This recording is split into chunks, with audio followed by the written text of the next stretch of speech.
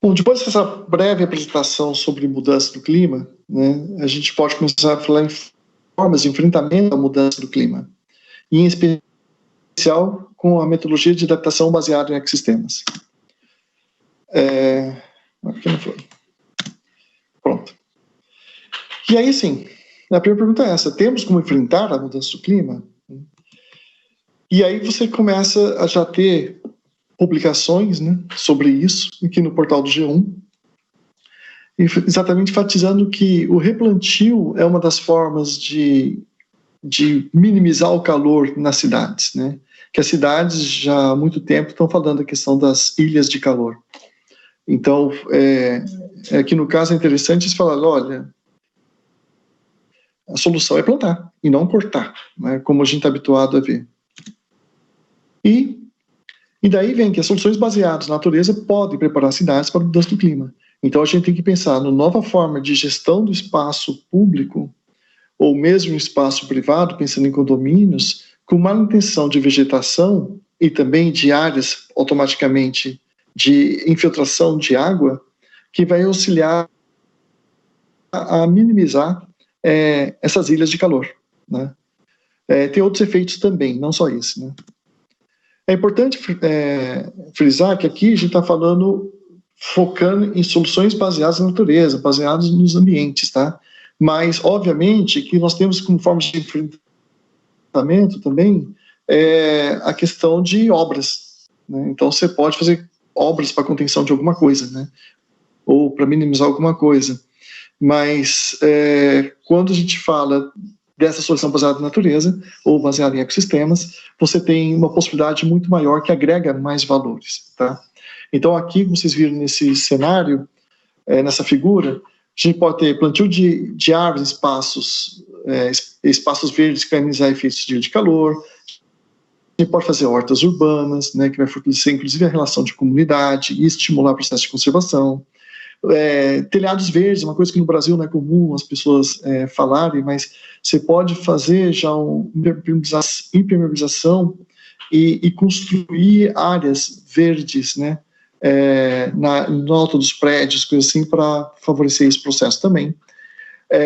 A fachada dos prédios você pode também fazer com vegetação, então placas, coisas assim, que também vai diminuir, inclusive, a absorção de calor pelo prédio.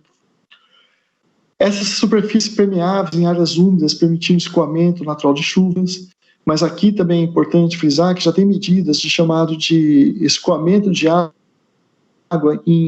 dentro da cidade. Então são feitos jardins e para ali vai estar escorrendo água de enxurrada ou água de uma calçada, coisa assim, e vai favorecer, aumentar a área, superfícies de absorção dessa água e infiltração do solo. Então, essas são medidas que são os famosos jardins, né, para a gente. Mas agora com o pensamento de favorecer que a água entre para dentro desse jardim, e não com muretas que vai impedir que a água passe para dentro do jardim. Então, você cria pequenos, né, piscininhas, né, bolsõezinhos que vão fazer a absorção dessa água.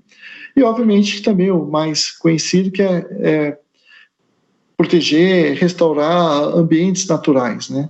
É sempre citada a questão da zona costeira, os manguezais, que é um aspecto que, por causa do aumento do nível do mar, mas não só. A gente deve pensar também em matas ciliares, vegetação de topo de morro, vegetação no entorno de nascentes, todas essas áreas de interesse, né, que inclusive a legislação protege, são áreas que dão motivo para isso. Então, nesse contexto do combate, enfrentamento à mudança do clima, isso se torna ainda mais importante. E aí nós temos duas linhas, né? Você pode mitigar e pode adaptar. Então, no começo dessas discussões, né, foi falado muito, desde o protocolo de Kyoto, da questão da mitigação, redução do lançamento de gases do efeito estufa, né? E aí você tem os protocolos assinados, né, foi tudo muito bonito, mas efetivamente os países não cumpriram os protocolos. Então as emissões não tiveram uma redução efetiva, né, para que pudesse mitigar o aumento da temperatura em nível global. Por outro lado, Agora a gente está no momento que só mitigar não adianta mais. A gente precisa se adaptar à mudança do clima. Então, esse processo de adaptação tem como objetivo, né, reduzir os efeitos, né, negativos da mudança do clima e beneficiar-se dos efeitos positivos. Então, como que isso pode atuar a favor da comunidade, da população de uma dada região? Isso tanto no aspecto ambiental, né, tanto no ambiente, aspectos do ambiente natural, como aspectos artificiais da região, pensando em áreas construídas, áreas urbanas, áreas rurais, e também, obviamente, da própria sociedade e da forma de organização socioeconômica daquela comunidade. Tá? Então, você pode, com isso, evitar a perda de terra, perda do rendimento agrícola, aumentar a segurança alimentar, evitar migração, ou ter, inclusive, eventualmente, migração por meio de trabalho, né? Mas a pessoa retorna para a sua região. Né?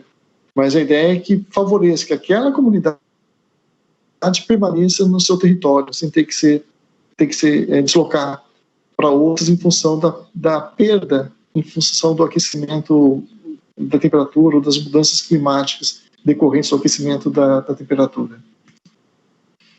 E aí você tem 4 áreas, né, de intervenção. Então, a gente pode pensar em soluções técnicas, né, implantação de sistemas de drenagem pluvial de cidades, por exemplo, fazer reflorestamento. Então, você pensa em implantação de sistemas de drenagem, não é necessariamente um sistema de adaptação baseado na natureza. Pode ser simplesmente um processo de engenharia, né? Mas o reflorestamento, sim, ele já é baseado na natureza. Você tem a necessidade de fazer o desenvolvimento de capacidades. Então, investir em formação de especialistas e monitoramento de dados climáticos. E assim você pode usar esses dados e esse conhecimento a favor do processos de melhoria de gestão. Então, isso é uma fase que monitoramento a gente já está cada vez melhor, mas o aperfeiçoamento da gestão ainda não, porque ainda esse material não está. Muitos municípios não estão dando atenção para isso, né? Acho que são poucos municípios, infelizmente, não somente Santos, mas há outros municípios do Brasil, como Salvador, Recife, Belo Horizonte, que estão começando a fazer essa discussão e esse planejamento utilizando esse monitoramento climático na gestão pública. E isso é fundamental, né? Pensando em empreendimentos privados, isso também vai ser importante. Então, o processo de seca para um plantio do agrobusiness, se as empresas não puderem lidar com isso, vai ser um problema. A mesma coisa a produção de proteína animal. Então, isso tem que começar a fazer parte do processo da gestão, né? E dentro desse contexto, que eu falei que o monitoramento está ocorrendo, isso é resultado de um processo de pesquisa e divulgação. Então, você está fazendo monitoramento, você está fazendo pesquisa, mas precisa fazer um aprimoramento da comunicação desses dados em relação ao seu público-alvo. Tanto o público específico de técnicos, formação, como também a população, para que tenha um entendimento melhor e seja um colaborador do processo, né? Então, a pesquisa, o monitoramento e a comunicação são processos importantes dentro desse contexto de estabelecer medidas de adaptação, para daí, então, chegarmos em ações políticas. Então, aqui você vai poder desenvolver sistema de incentivo, é um aspecto, né? Favorecer que se adote esse tipo de medidas. Então, você pode usar políticas públicas para isso. Então, os governos podem, que nem o Estado de São Paulo tem o programa azul, verde e amarelo, se não me engano. Então, que tem iniciativas ali que são interessantes. Isso pode ser aprimorado, podemos ter mais incentivos para poder favorecer o processo de adaptação à mudança do clima. A mudança do clima entrar como pauta da questão, né, que hoje não está como pauta, mas entrar como pauta da questão. Fazer trabalhos junto às comunidades, né, desenvolver projetos nas comunidades, tanto as afetadas diretamente, mas como de forma preventiva também, né, que seria o ideal até, se antecipar a essa situação. Então, esses quatro tipos de atividades, intervenções, de áreas de intervenção são muito importantes. Soluções técnicas, pesquisa e divulgação, desenvolvimento de capacidades e ações políticas. Fazendo tudo isso, nós temos condições de atuar num processo de planejamento com muito mais eficiência. Então, hoje mesmo, a gente está aqui fazendo desenvolvimento de capacidade, né? A gente está investindo em formação de especialistas, que vão estar podendo trabalhar com esses dados da pesquisa, poder ter vocês já têm, na verdade, muita informação e conhecimento da região. E esse conhecimento é fundamental. Vocês já têm técnico e científico de sua formação e atuação profissional e como morador, é fundamental para ter um efeito sinérgico nas propostas que vão ser feitas, né? Então, vocês têm o poder, capacidade de poder atuar influenciando ações políticas, tanto na gestão pública como privada, né? E aí tem um conceito importantíssimo para a gente, né, que é o conceito de vulnerabilidade, né, o conceito de risco. E aqui a gente sempre tem que pensar esses conceitos em função de uma ameaça. Então, essa ameaça pode ser chuva, essa ameaça pode ser seca, essa ameaça pode ser uma ressaca, inundação, tá? Então, depende da ameaça. Quando eu penso na ameaça, eu vou ter que pensar na comunidade em que eu vou analisar, a região que eu estou analisando, né, a comunidade que vive nela. Então, essa comunidade, ela vai estar exposta em relação à ameaça. Então, ela tem um fator de exposição. Somente se eu estou exposto é que eu vou ter alguma vulnerabilidade e, portanto, vou estar sofrendo algum risco. Se eu não estou exposto, isso não faz sentido essa conversa. Então, além da exposição, a gente sempre vai perceber que cada comunidade ela vai ter uma sensibilidade a essa exposição. E também vai ter uma capacidade de adaptação. Esses dois fatores é que vão determinar qual é a vulnerabilidade daquela comunidade em função da ameaça. Bom, então assim, o que é sensibilidade nesse caso? Olha, digamos, vou falar ali do Monte Serrat, que está tendo um projeto e passou agora por essas chuvas de março e fevereiro. Lá não tem ruas, somente escadarias. Então você pensa ali na escadaria, uma pessoa idosa.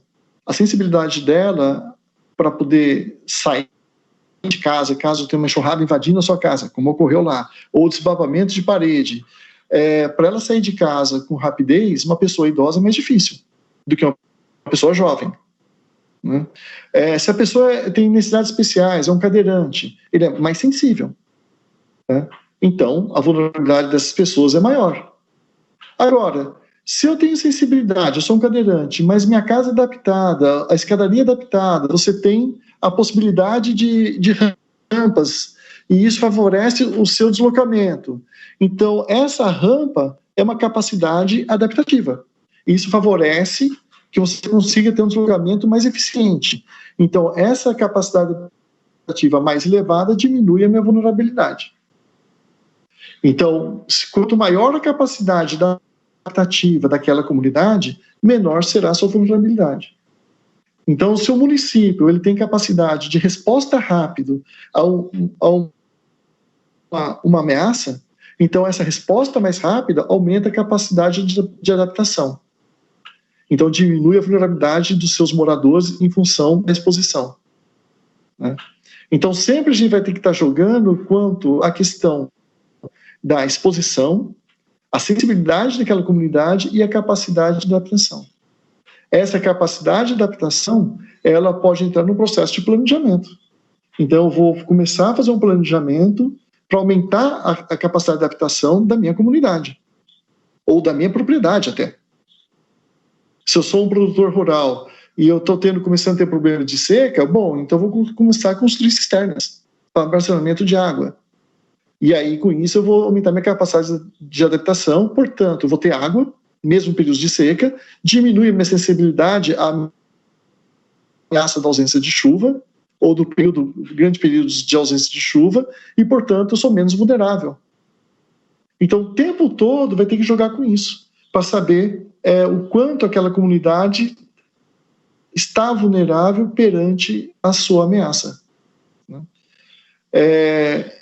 Isso varia em todos os níveis. Tá? Então, como eu falei, essa sensibilidade, né, pode ser nível individual, como pode ser nível da comunidade, como pode ser nível de uma cidade inteira ou de um país. Vai tudo depender de qual ameaça que eu estou analisando, qual a área territorial que eu estou analisando e, portanto, a exposição das pessoas nessa área territorial. Repare que o foco da proposta está no ser humano. Como que esse ser humano vai diminuir sua vulnerabilidade perante as ameaças? Então, as medidas de adaptação baseado em ecossistema têm esse aspecto.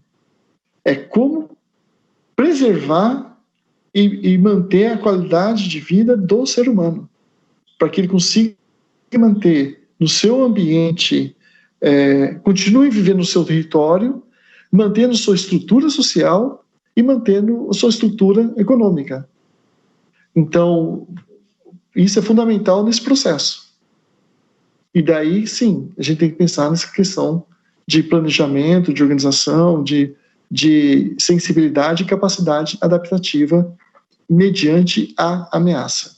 Né? Bom, quando eu tenho estabelecida a vulnerabilidade, aqui é um exemplo disso, né? Olha aqui, ó. Você tem essa região de Santos, você tem aqui um rio, você teve uma ocupação irregular de favela que está no rio em forma de palafita. Então, se eu penso, se eu construir aqui uma casa térrea, normal, que nem essas aqui aparentemente são, se tiver uma enchente, essa casa aqui, que é térrea, nessa região aqui, ela pode estar mais vulnerável à enchente do que a palafita. Porque a palafita, ela já tem uma construção prevendo o aumento do nível de água. Então, de repente, a água chegar a essa altura aqui, não afeta essa casa. Subir 1 metro, 2 metros, não afeta o morador da palafita. Mas subir 2 metros pode inundar essa região aqui, que seria ainda da planície, que devia ter uma mata ciliar, e pode, então, afetar diretamente essas casas por meio de inundação. Então, essas casas terrestres podem estar mais vulneráveis do que a palafita em função de uma enchente. Porque a palafita tem uma capacidade adaptativa para enchente maior do que a casa térrea. Esses prédios, né? Qual a distância que eles estão da água? Qual o declive que tem da região de água até aqui? O terreno é plano ou tem um declive acentuado? Se o terreno é plano, que nem na orla lá da Avenida Beira-Mar de Santos, então esses moradores, principalmente quem está no térreo, ou pensando inclusive nos bens materiais, eles estão mais vulneráveis à enchente do que a palafita. Então, eles vão sofrer o impacto da enchente mais acentuado caso, né, essa região seja plana. Óbvio que a palafita, a gente está discutindo aqui quanto a perda de bens materiais e não o valor dos bens materiais. Tá? Inclusive, tem regiões de São Paulo que sempre alagam, todo ano, vira notícia todo ano. E tem moradores que fizeram, como forma adaptativa, construir portões de contenção de água. Então, como uma barragem. Então, para evitar que a água passe. Já vi casos de moradores que, no noticiário, eles levantam sua mobília. Tem regiões no sul do país, acho que região de Joinville, Blumenau, que as casas têm o piso térreo e o piso superior. E em tal período do ano, de verão, de chuvas, costuma inundar, então eles passam, naquele período, morar só no nível superior. Então a mobília é tirada do piso terra e passa para cima. Porque o nível de baixo está. inundado, já sabem disso e fazem as casas preparadas para isso. Então, nessa circunstância, a capacidade adaptativa é alta, portanto, a vulnerabilidade é baixa. Então, isso tem que ser pensado em todo momento. Né? A partir disso, né, eu vou ter noção dos possíveis impactos que vão estar afetando essa comunidade, essas pessoas, aquela população, em uma dada região, em função da ameaça. Se eu já tenho noção dos possíveis impactos, e eu tenho, através do monitoramento, dos estudos, a probabilidade de ocorrência disso, em função da capacidade adaptativa, e, portanto, né, eu tenho aqui já um índice de vulnerabilidade, então eu vou ter uma probabilidade maior sobre o impacto que isso vai ter perante a comunidade. Então, quando eu tenho essa probabilidade estabelecida, quanto maior a probabilidade, maior vai ser o risco dessa comunidade, mais vulnerável ela vai estar. Maior o risco em todos os sentidos. O risco quanto à questão de manutenção da vida, risco quanto à manutenção da estrutura econômica e mesmo social. Então, esse risco está diretamente ligado à probabilidade das ocorrências em função da vulnerabilidade da comunidade perante a ameaça analisada. Então, esse gráfico, apesar de simples, essa lógica é fundamental para entender o quão vulnerável está nosso público-alvo, a comunidade que a gente está trabalhando, e, portanto, qual é o grau de risco que ela sofre. No caso da Ilha Cardoso, quando teve a ruptura, né, da restinga, eu me lembro que comentaram que tinha uma comunidade perto e a comunidade foi retirada. Então, isso mostra um planejamento adequado. Olha, aqui vai romper, vai ter uma inundação. Essa comunidade tem que se deslocar. Então, viram que aquela comunidade tinha uma vulnerabilidade elevada, a probabilidade de ocorrer inundação era muito alta, né, em função desse impacto da ruptura e retirada de areia pela força das águas, e, portanto, que a comunidade tinha um alto risco de ser afetada por esse fenômeno. Então, tinham essa percepção, tinham dados confiáveis sobre isso e tomaram, portanto, um posicionamento de retirada da comunidade. E isso evitou que a comunidade sofresse, né, morte, perdas maiores de bens e tudo mais. Então, ali, não vou nem questionar se foi um evento natural ou se foi um evento potencializado por aumento do clima, da temperatura global, tá? E aumento do nível do mar. Então, vamos pensar somente esse momento ali como um fenômeno da natureza em que pôs uma comunidade sob ameaça.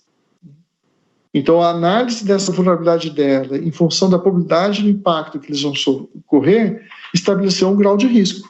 E, a partir daí, foi tomado decisões para preservar essa comunidade e seu modo de vida. O que está sendo feito no Monte Serra? É a mesma coisa.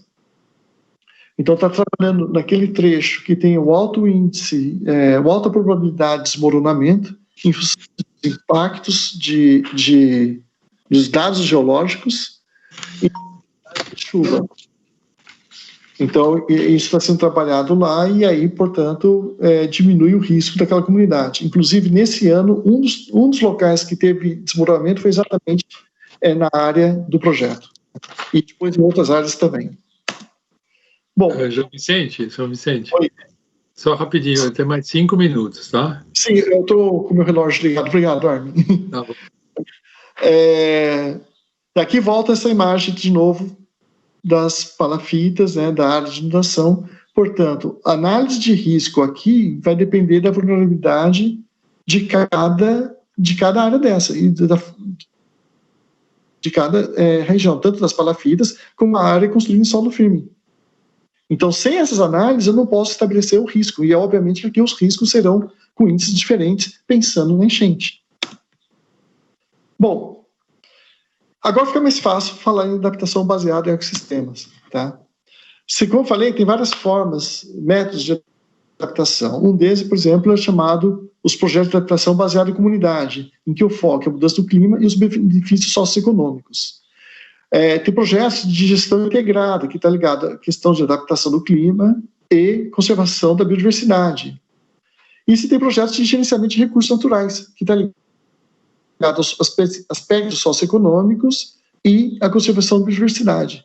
Mas o único que trabalha todos os aspectos simultaneamente, ou seja, a mudança do clima, benefícios socioeconômicos e conservação da natureza, é a adaptação baseada em ecossistemas. Tá? Então, o uso da biodiversidade e dos serviços ecossistêmicos, né, como parte da estratégia de adaptação para ajudar as pessoas a se adaptarem aos efeitos adversos da mudança do clima. Então, lembra, o foco é a comunidade. A medida B ela tem 3 grandes elementos e 5 critérios que são importantes para qualificá-la como a medida de adaptação baseada em ecossistemas. Então, o primeiro elemento é ajudar as pessoas a se adaptarem à mudança do clima. E aí o primeiro critério, reduzir a vulnerabilidade sociais e ambientais. Tá? Uma combinação de informações sobre o clima e avaliação de vulnerabilidade deve formar a base para a implementação. Então, volta àquilo que a gente estava conversando. Segundo critério, gerar benefícios sociais no contexto de adaptação à mudança do clima.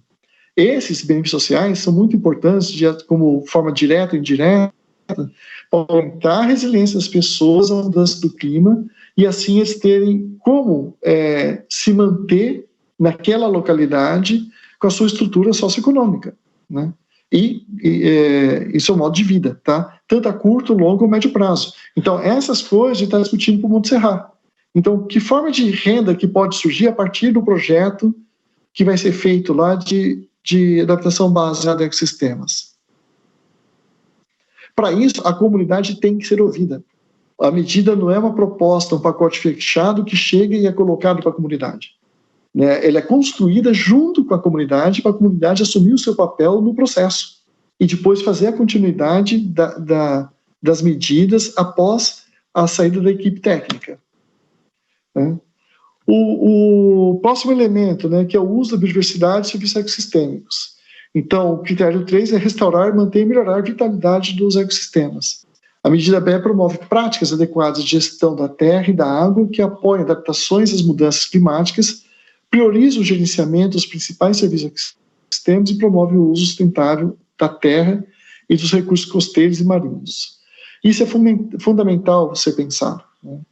Se eu quero fazer manutenção de água, de sal freático, eu não tenho como fazer isso sem pensar em recuperação da vegetação. Poxa, como que vai ser isso ali para o Montserrat? Né? Lá também vai ser feito recuperação da vegetação, mas ali a gente está discutindo um método diferenciado que a gente usaria para uma área de mata ciliar, por exemplo, ou uma área rural, porque está dentro de uma comunidade e uma área de declive acentuado. Então a gente tem que fazer uma proposta diferenciada de restauração daquele ambiente, de forma que diminua a intensidade de vento, diminua o impacto de chuva, diminua a velocidade da enxurrada e aumenta a absorção, portanto, pelo solo. Então, isso é um propósito que a gente está discutindo e fazendo. Elemento C, parte da estratégia de adaptação mais ampla, e aqui tem 2 critérios fundamentais. Né? Critério 4, suportar políticas de vários níveis, opera em níveis local, nacional, regional e global. Deve ter adequados políticos existentes para que possam ter intervenções sustentáveis com possibilidade de comparação. Então, as medidas, né, tem que ter como a gente comparar, analisar, e sempre dá para se adequar ao nível que está sendo trabalhado o planejamento. O critério 5 é extremamente importante, porque ele apoia a governança equitativa e aprimora suas capacidades. Então, governança dos recursos naturais, biodiversidade e serviços ecossistêmicos, uma abordagem centrada na comunidade, participativa e sensível ao gênero. E isso é outra coisa que a medida B é fundamental, o respeito ao gênero, porque você tem percepções diferentes, né, tanto do homem como da mulher, e por sua forma de interação socioeconômica e ambiental daquela região. Tá? E isso tem trabalhos sendo feitos, e está sendo feito isso em todos os projetos conduzidos pela GIZ. Bom, o que podemos utilizar, né, da natureza para elaborar medidas de adaptação baseadas em ecossistemas? É aquilo que a gente acabou de falar, né? A própria biodiversidade, obviamente, e os serviços ecossistemas, né, que são serviços, benefícios que as pessoas obtêm dos ecossistemas e que a natureza nos fornece de graça. Então, o nosso trabalho é